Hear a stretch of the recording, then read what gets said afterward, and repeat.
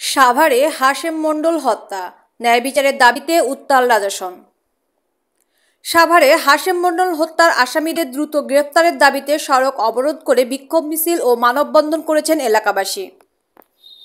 16 August শনিবার সকালে বিরুলিয়া সড়কের পশ্চিম রাজাসন এলাকার কয়েকশো মানুষ এই কর্মসূচিতে অংশ নেন।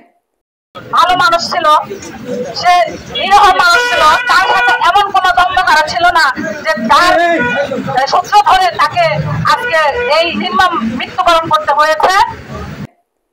প্রায় 1 ঘন্টা সড়ক অবরোধ করে রাখেন তারা।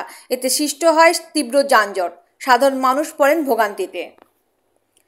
দেশে আসার পরে এরকম একটা হত্যাকাণ্ড হইল, সেইটার যদি সুষ্ঠু তদন্ত হয়ে খুনিদের ফাঁসি না হয় তাহলে মনে করব বাংলাদেশে আর কোনো বিচার নাই।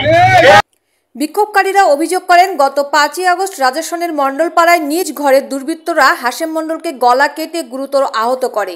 পরে এনাম মেডিকেল কলেজ হাসপাতালে চিকিৎসাধীন অবস্থায় তিনি 13 আগস্ট মারা যান। এই ঘটনায় থানায় হত্যা মামলা হলেও এখনো কোনো আসামি গ্রেপ্তার হয়নি।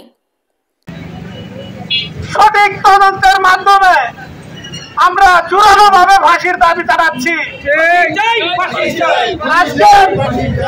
আমরা আজকের এই বিচার ব্যবস্থা যদি সঠিক না হয়, কালকে আমার ঘরে, কালকে আপনার ঘরে এইভাবে যে মৃত্যু হবে না, সেটার গ্যারান্টি আমরা কেউ দিতে পারবো না। এদিকে ছেলের মৃত্যু সংবাদে শোকে কাতর হয়ে হাসপাতালে ভর্তি রয়েছেন হাশেম মণ্ডলের মা। এলাকাবাসী ও নিহতের পরিবারের একটাই দাবি, হাশেম মণ্ডলের হত্যাকারীদের দ্রুত গ্রেফতার করে দৃষ্টান্তমূলক শাস্তি নিশ্চিত করতে হবে। আমার ভাই এতটা ভালো ছিল, ছোট থেকে মূর্খ পর্যন্ত সবার সাথে হাসি খুশি দুষ্টামি ফাজলামি করতো, কারোর সাথে কখনো ঝগড়া ছিল না। আসলে আমার ভাই এইভাবে একটা দুর্ঘটনা ঘটবে কখনো চিন্তাও করিনি।